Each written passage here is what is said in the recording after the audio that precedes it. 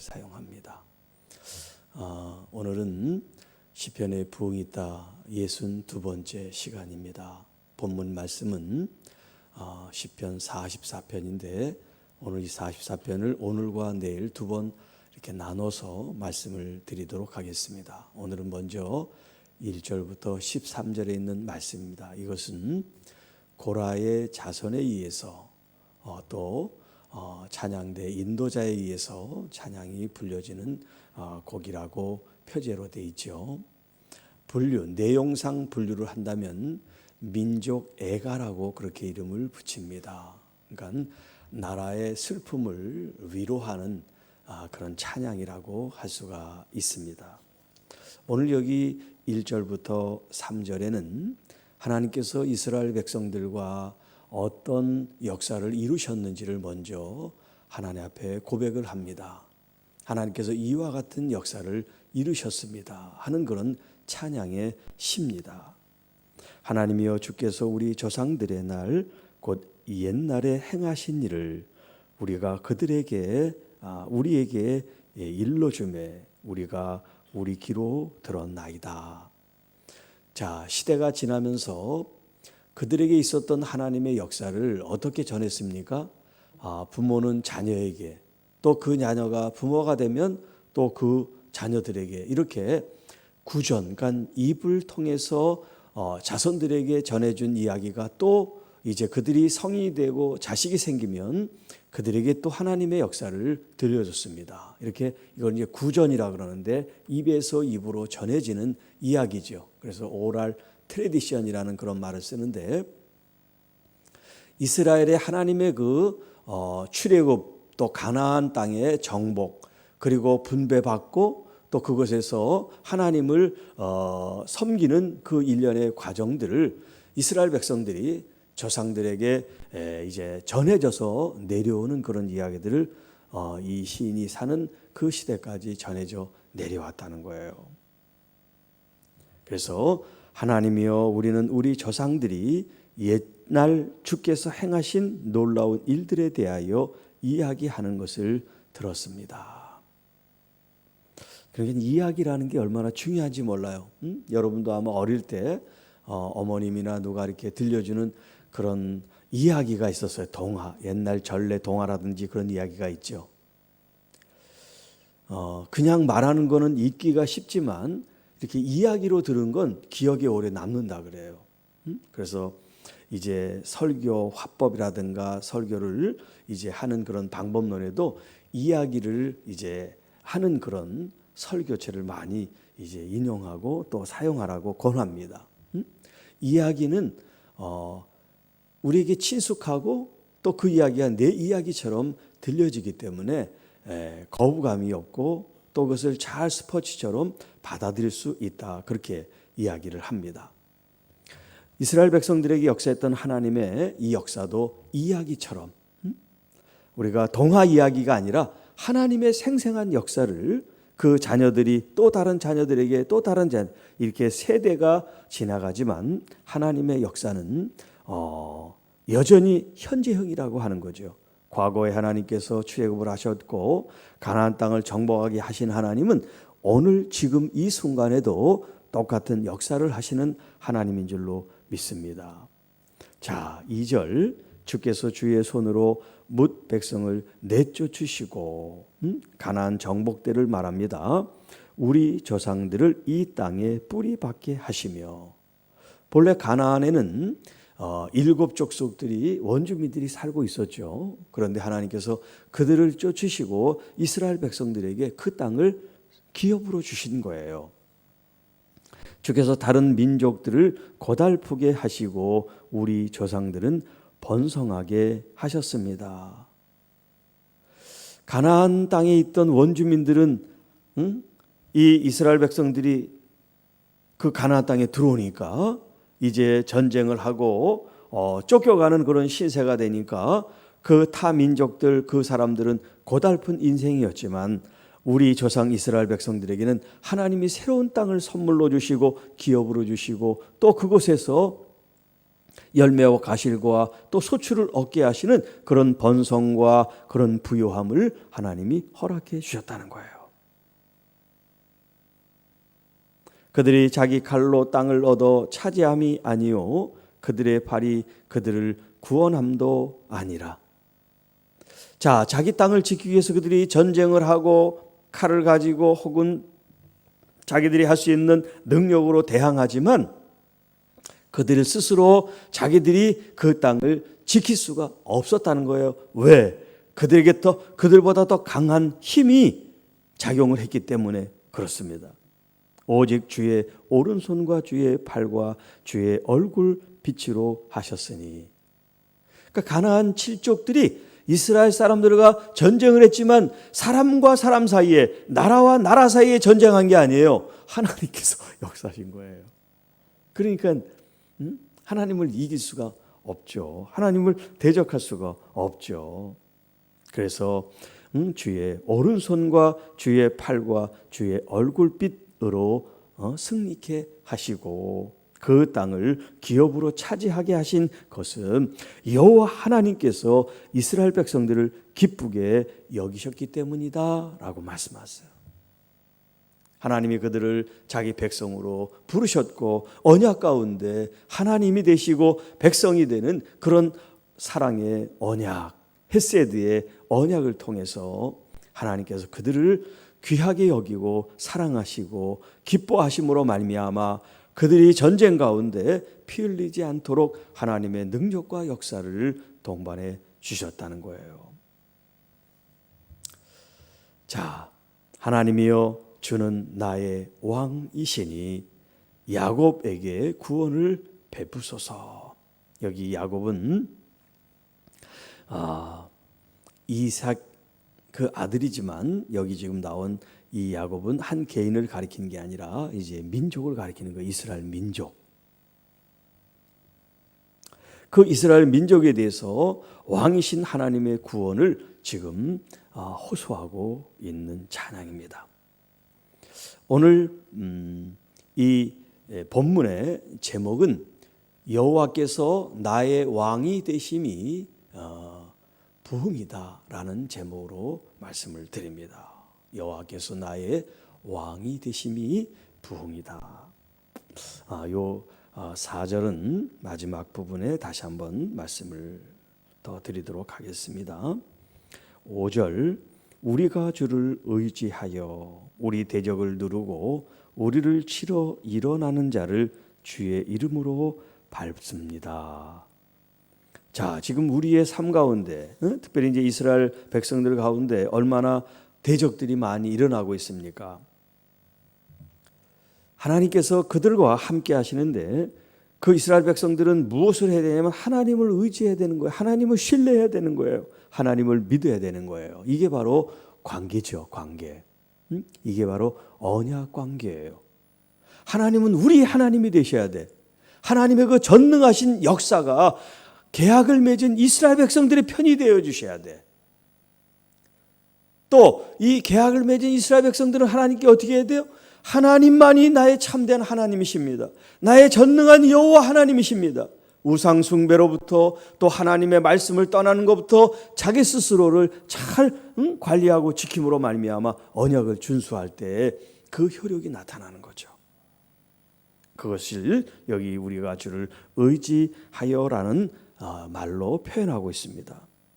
하나님을 전적으로 신뢰하고 의지하고 믿고 따를 때 하나님이 우리의 편이 되어 주신단 말이에요. 하나님의 강한 팔과 손으로 우리를 지켜 보호하시니 우리를 대적하러 치러오는 그런 사람들에 대해서 우리의 임의대로가 아니라 내 어떤 감정과 내 의지가 아니라 여호와의 이름으로, 여호와의 공의로운 이름으로 이 원수들을 짓밟는다라는 표현을 쓰고 있어요. 그러니까 우리는 사사롭게 원수 갚는 사람들이 아니라 하나님의 공의를 의지하고 주님의 이름을 가지고 우리가 영적 전쟁을 통해서 하나님의 나라가 임하게 해야 될 줄로 믿습니다. 여기 이제 밟는다 하는 이 말이 히브리 말로 나부스라고 하는 말인데 이 발로 진 이긴다 하는 그 말은 뭐냐면 응징을 한다는 거예요. 응징. 하나님의 심판을 상징하는 겁니다. 그러니까는 여기 지금 하나님을 대적하는 원수들을 하나님의 백성들이 주님을 의지하고 주님의 이름으로 짓밟는다는 것은 뭐냐면 하나님의 그 공의와 정의를 이스라엘 백성들이 지금 실천에 옮긴다라는 것을 말해줍니다. 이사야 14장 24절 25절에 있는 말씀을 읽습니다. 만군의 여호와께서 맹세하여 이르시되 내가 생각한 것이 반드시 되며, 이것은 하나님 자신 지금 말씀하시는 거예요. 하나님께서 생각하시고 마음 먹은 것은 반드시 성취된다는 것을 말해주는 거예요. 내가 경영한 것을 반드시 이루리라. 하나님께서 어떤 일을 도모하시고 씨를 뿌리고 예비하고 준비한 일이 있다면 하나님은 그 끝, 그 열매를 성취하신다는 그런 자기 지금 다짐과 고백을 하고 계신 거예요. 내가 여호와 하나님이에요. 내가 아수르를 나의 땅에서 파하며, 이 아수르는 이제 이스라엘의 그 주변 강대국인데 이 아수르에 의해서 북이스라엘이 멸망을 당했어요. BC 722년 정도에.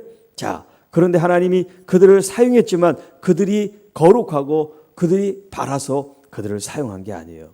이스라엘 백성들이 우상숭배를 가득하게 믿고 하나님을 떠나 있었기 때문에 그 할례받지 못한 이방인들로부터 수치를 당하게 한 거지만 아수르는 또 아수르대로 하나님의 심판을 받는단 말이에요. 자, 나의 산에서 그것을 짓밟으리니, 하나님께서 이 악한 아수르 이 민족을 하나님이 짓밟는다는 표현을 하고 계세요. 그때 그의 멍에가 이스라엘에게서 떠나고, 지금 아수르에서 지배를 받는단 말이에요. 그러니까 이 지배와 억압과 압제 속에 있는 이스라엘 백성들이 얼마나 고통스럽겠습니까? 그래서 하나님이 이제 그 심판의 때가 지나고 이들이 이제 회개하고 돌아온단 말이에요. 그때 하나님께서 이 아수르를 짓밟을 때 이스라엘에 묶여있던 멍에가 이제 벗겨지는 거죠. 그들의 짐이 그들의 어깨에서 벗어지게 될 것이다. 그러니까 하나님께서 심판하시는 그런 역사를 통해서 이스라엘 백성들이 자유와 해방이 된다는 그런 회복의 말씀이죠. 자, 6절. 나는 내 활을 의지하지 아니할 것이라 내 칼이 나를 구원하지 못하리라. 자, 이게 지금 시인의 고백인데 이것이 개인의 고백이 아니라 민족의 고백이 돼야 된다는 거예요. 이스라엘 백성들이 전쟁에서 승리하게 한 것은 우리의 활과 우리의 칼과 우리의 무기와 우리의 힘과 우리의 능력이 아니고 오직 여호와 하나님으로부터 우리가 승리하게 됐다는 거, 우리가 구원받았다고 하는 이 확신을 가지고 있어야 된다는 거예요. 그런데 이스라엘 백성들이 그러지를 못하는 거예요. 조금 편안해지면 자기의 의가 올라오고 자기의 능력이 올라오고 자기의 이름이 올라오고 자기의 명예가 올라오고 자기의 명성이 올라오고 자기 나 하나님이 구원해 주시고 하나님이 역사해 주심에도 불구하고 하나님은 다 없어져 버리고 나만 남는 이런 모습들이 안타까운 거죠. 그렇기 때문에 여기 오는 이 6절에 있는 이 중심, 이 메시지, 매 순간마다 우리는 고백해야 돼요. 하나님, 제가 한 것은 아무것도 없습니다. 우리가 한 것은 아무것도 없습니다. 주님께서 힘 주시고 지혜 주시고 역사에서 이룬 일뿐입니다. 그렇게 주님의 이름을 자랑하고 높이는 저와 여러분이 되기를 바랍니다. 오직 주께서 우리를 우리 원수들에게서 구원하시고 우리를 미워하는 자로 수치를 당하게 하셨습니다. 그러므로 우리가 종일 하나님을 자랑하겠습니다. 우리가 한 일이 아무것도 없이 이런 승리를 주시고 이런 기쁨을 주시고 이런 구원과 감사할 일들이 있으니 하나님을 종일토록 내가 살아가는 날 동안 항상 주님을 자랑하고 높이겠습니다. 그런 고백이에요. 그러니까 이 자랑한다는 것은 하나님을 높이는 것이고 또 하나님을 영화롭게 한 것이라고 할 수 있어요. 나를 자랑하는 것이 아니라 여호와 하나님을 드높이고 그 주님을 영화롭게 하는 것, 이것이 인생의 궁극적인 목적이다라고 말하고 있습니다. 우리는 하나님의 이름에 영원히 감사를 올려드립니다. 아까도 주의 이름으로 짓밟는다고 표현한 것처럼 오늘 원수를 대적하는 일도 주의 이름으로, 또 주님께 하신 일을 찬양하고 영광 돌린 것도 주님의 이름을 우리가 높여드리는 거예요. 그래서 천하 만민, 땅과 땅 아래에 있는, 땅 위나 땅 아래에 있는 모든 민족, 모든 백성들이 예수 그리스도의 그 이름에 무릎을 꿇는다, 그런 표현을 쓰고 있죠. 모든 사람들이 바로 그 예수 그리스도라고 하는 그분 앞에, 그 이름 앞에 무릎을 꿇게 하신다. 주님의 이름만이 영광과 존귀를 받으시기를 찬양하고 경배합니다. 여러분, 우리가 이렇게 감사할 수 있다는 것, 비록 힘들고 어렵고 아직도 문제가 진행형이지만 우리가 감사할 때 여러분, 그 진행되는 모든 어려움과 질병과 아픔들이 어느 순간 멈춰지게 될 줄로 믿습니다. 그러니까 감사를 잘하는 사람이 믿음이 좋은 사람이에요.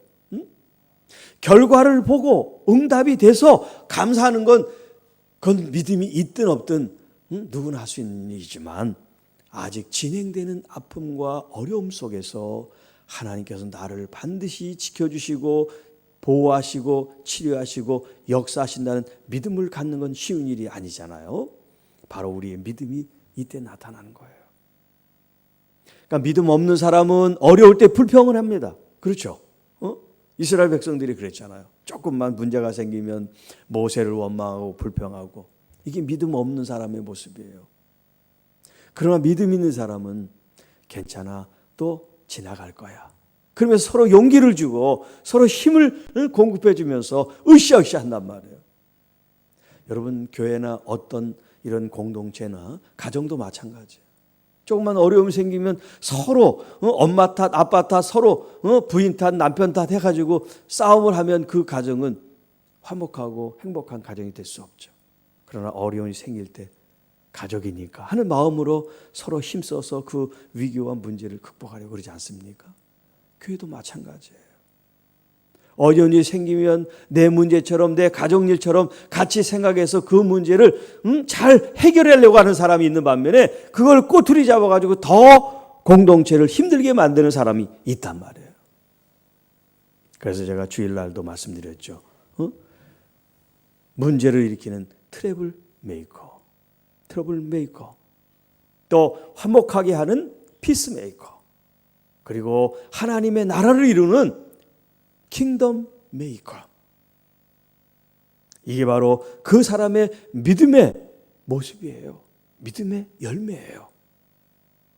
여기 오늘 시인은 하나님의 그 이름을 영원히 감사합니다, 한순간이 아니에요.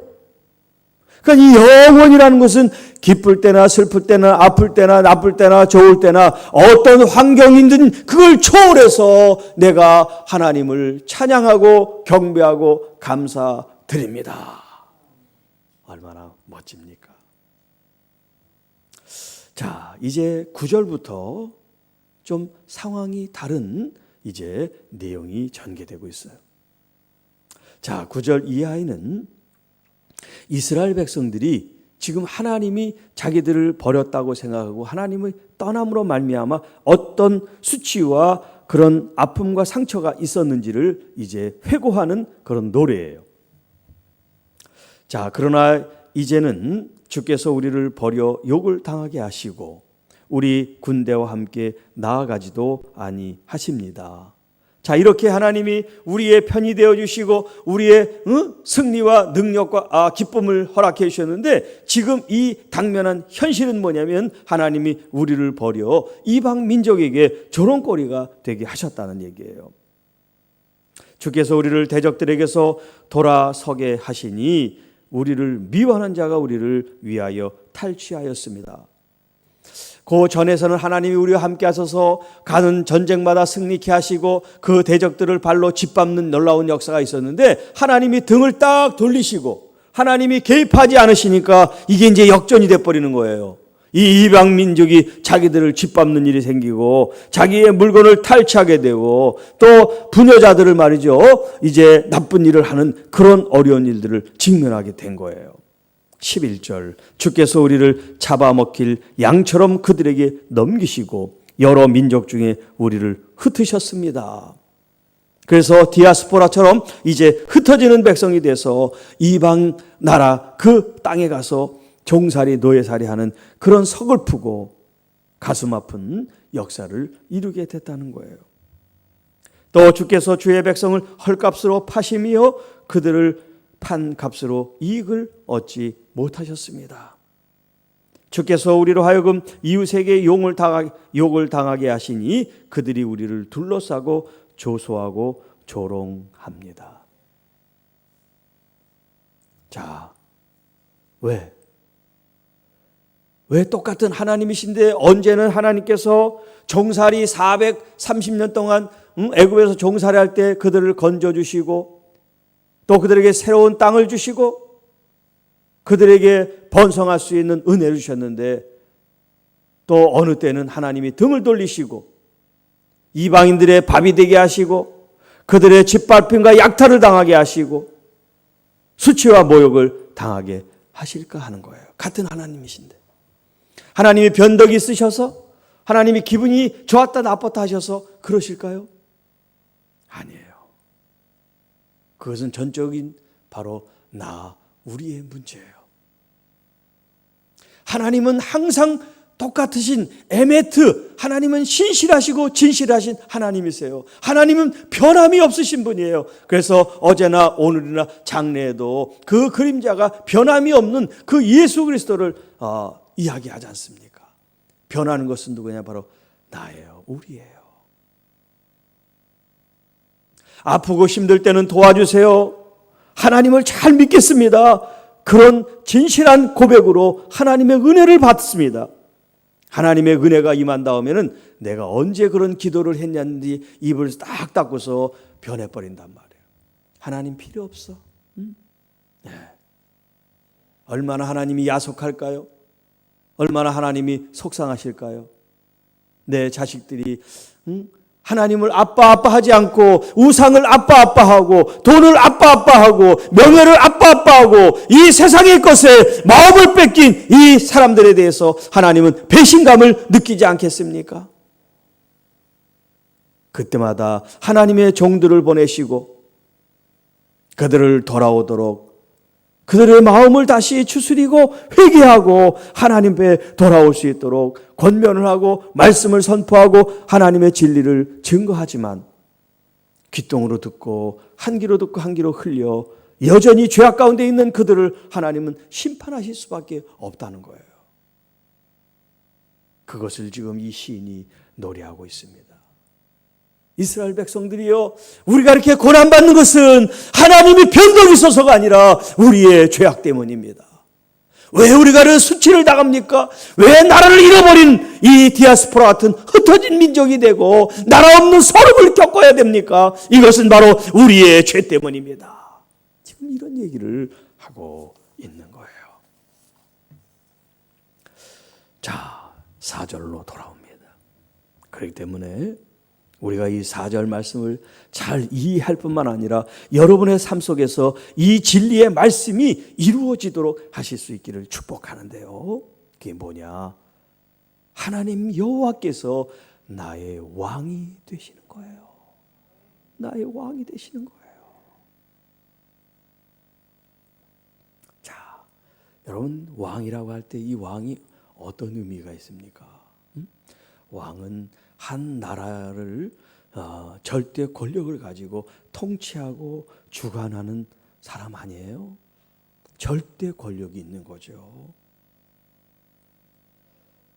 과거로 돌아가면 이 왕이 얼마나 강력한 그런 권세를 가지고 행사를 합니까? 사람을 죽이고 싶은 마음대로 죽이는 그런 때니까 말이죠. 그런데 이 세상 왕은 그 감정과 그 사람의 어떤 그런 의지와 힘이 작동이 되지만, 그래서 때로는 의로운 왕도 됐다가 불의한 왕도 나타나지만, 하나님의 이 왕되심은 그런 사사로운 감정에 휘둘리시는 왕이 아니란 말이에요. 우리 하나님은 철저히 하나님의 정의와 공의, 그리고 하나님의 헤세드와 그 아가페 정신을 바탕으로 우리를 통치하시는 하나님이신단 말이에요. 그분이 왕이시란 말이에요. 오직 하나님 한 분만이 나의 유일하신 왕이십니다. 그런 고백을 지금 하는 거예요. 그런데 왕으로 고백하면서 자기 마음대로 하고 자기 뜻대로 하면서 하나님 나의 왕입니다, 그렇게 고백한 건 그건 잘못된 거죠. 모순이죠. 이율배반적이고 가증한 거죠. 자, 그래서 다윗은 시편 5편 2절에 이렇게 고백했어요. 나의 왕, 나의 하나님이요.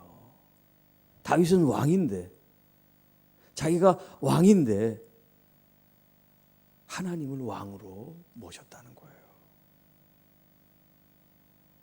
이 세상에 절대 권력을 가지고 있지만, 이 절대 권력이라는 것은 하나님이 허락하신 권력이기 때문에 나의 왕은 하나님이시라는 거예요. 나의 왕은 하나님. 그런데 사울 왕은 그 하나님이 왕권을 주셨음에도 불구하고 사람 눈치를 봅니다. 사람들의 그 의견과 생각에 너무 집중되다 보니까 하나님을 다 떠나버리고 잊어버리게 됩니다. 오늘 우리가 하나님을 왕으로 섬긴다는 것은 뭐를 말합니까? 그분의 통치, 그분의 다스림. 하나님 나라라는 이 킹덤이, 킹과 도미니언은 주권, 통치라는 뜻이에요. 다스린다. 하나님이 다스림이 바로 킹덤이란 말이에요. 하나님의 나라는 것은 하나님이 다스리는 나라, 세상, 그 주권적인 그 하나님의 역사가 있는 것이 바로 하나님의 나라를 말합니다. 그리고 고라의 자손이 이제 47편, 시편 47편 2절과 7절에 이렇게 고백합니다. 가장 높으신 여호와는 두려워해야 할 뿐이니 그는 온 세상을 다스리는 위대한 왕이십니다. 하나님은 온 땅의 왕이심이라 지혜의시로 찬송할지어다. 여러분, 하나님은 이스라엘 백성들만에 국한된 왕이신 것이 아니라 온 우주 만물을 다스리시는 왕이심을 여기 이 다윗과 고라의 자손이 시편을 통해서 고백하고 있습니다. 어제도 말씀을 드렸지만 빌라도 법정에 예수님께서 이제 신문을 받으시면서 이 빌라도가 묻습니다. 내가 왕이 아니냐? 그때 예수님께서 내 말과 같이 내가 왕이다, 그렇게 예수님이 자신을 드러냈다 그랬죠. 이렇게 말씀하시는 것은 이를 위하여 태어나셨고 또 이를 위하여 세상에 오셨다는 거예요. 왕으로 오셨는데 그 왕은 진리에 대하여 증언한다 그랬습니다. 어제 제가 에메트라고 하는 말씀을 드렸죠. 그 진리, 예수님께서 이 진리를 위해서 이 땅에 오신 왕인데, 우리가 생각하는 이 세상 통치자가 아니라 예수님은 십자가를 통하여 우리를 구원하시는 사랑의 하나님으로 이 땅에 오셨단 말이에요. 그러니까 이 진리라는 것은 바로 우리를 구원하신 예수 그리스도의 사랑을 말하는 거예요. 그러니까 예수님은 이 땅에 바로 십자가를 통하여 우리를 사랑하신 사랑을 완성하러 오신 거예요. 왕이지만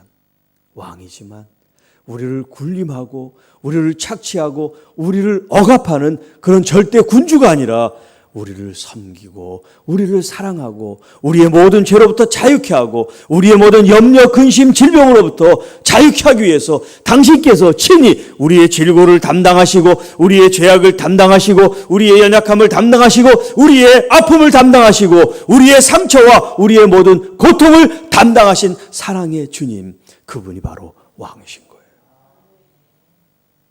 이 세상은 4년, 5년 하면서 자기만을 위해서 정치하다 끝나는 인생이지만 우리 하나님은 태초부터 지금까지 당신을 위해서가 아니라 당신의 사랑하는 자녀들을 위해서 당신의 생명을 내어주고 당신의 살을 내어주며 우리를 사랑하셨다는 거예요. 이게 왕으로 오신 예수님이 진리에 대해서 말씀하신 증거입니다. 그래서 이사야 53장 7절에 예수님이 이 땅에 오시기 700년 전이죠. 그때 이사야 선지자를 통하여 하나님이 말씀하십니다. 그가 곤욕을 당하여 괴로울 때에도 그의 입을 열지 아니하였음이며 마치 도수장으로 끌려가는 어린 양과 털 깎는 자 앞에서 잠잠한 양같이 그의 입을 열지 아니하였도다. 예수님이 힘이 없어서 자기 자신을 항변하고 변호할 수 없어서 조용히 잠잠고 있었던 게 아니에요. 주님은 사랑으로 침묵하신 거예요. 사랑으로 참으신 거예요. 사랑으로 십자가에 피를 흘리고 고통을, 고난을 당하셨습니다. 그래서 사도 바울은 로마서 8장 38절 39절에 이렇게 말씀합니다. 나는 확신합니다. 죽음과 삶도 천사들도 권세자들도 현재일도 장래일도 능력도 높음도 깊음도 그 밖에 어떤 피조물도 우리를 우리 주 예수 그리스도 안에 있는 하나님의 사랑에서 끊을 수가 없습니다. 왕, 다스리심이고 통치하심인데 이것은 십자가를 통하여 우리를 사랑으로 다스리고 사랑으로 우리를 섬기시는 우리 주 예수 그리스도의 그 삶을 가리킵니다. 하나님, 여호와 하나님, 당신은 나의 왕이십니다. 그 사랑을 받고 그 보혈을 받은 우리들이 이제 예수 그리스도 우리 거룩하신 주님의 이름을 자랑하고 감사하고 영광을 돌릴 때 우리 안에 참된 부흥이 일어날 줄로 믿습니다. 아프고 어렵고 힘든 중에도 여러분, 나를 사랑으로 다스리시길 원하시고 나를 사랑으로 이끄시기를 원하는 우리 주 예수 그리스도 앞에 여러분의 마음을 드리시기를 바랍니다. 주님, 나에게 오십시오. 나를 이끌어 주십시오. 여전히 연약합니다. 여전히 넘어지기 쉽습니다. 나를 도와주세요. 우리 주님이 여러분과 함께, 우리 공동체와 함께, 우리 민족과 함께 하나님의 부흥을 이루실 줄로 믿습니다. 주 하나님 아버지, 감사합니다. 오늘 시편 44편 여호와께서 나의 왕이 되심이 부흥이라는 이 말씀을 주셔서 감사합니다. 매 순간마다 어떤 환경, 어떤 여건에 처해 있을지라도 우리 하나님의 그 이름을 자랑하며 그 이름을 영화롭게 여기며 그리고 날마다 매 순간마다 우리의 감사와 찬양이 끊임없이 주님 앞에 올려질 수 있게 하여 주옵소서. 그래서 정말 예수 그리스도의 십자가에 이루신 사랑, 그 은혜 받은 자들로 사랑의 빛 외에는 지지 말고 우리가 사랑을 실천하며 살아가는 하나님의 귀한 자녀들이 되게 하여 주옵소서. 우리 구주 예수님의 이름으로 감사하며 축복하며 기도하옵나이다.